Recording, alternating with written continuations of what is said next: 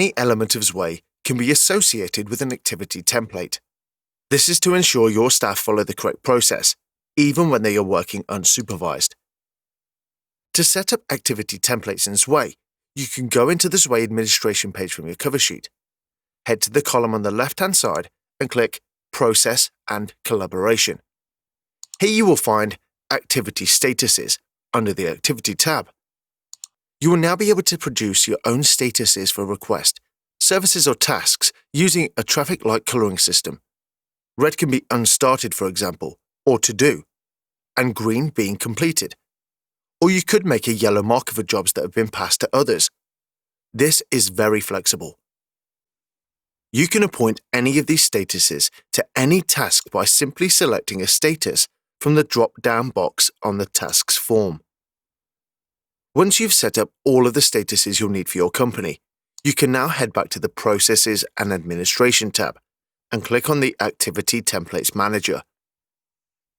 Here you can lay out the process of steps for different activities or services your company provides, such as building a relationship with a new business lead or following up on an existing one. Most parts of Zway applications have a suitable template. To add a new process, click the Add New button, located in the top right-hand corner. On this form, you will be able to add a title, a process area such as invoices or leads, and a status as to whether this process is active or simply a draft.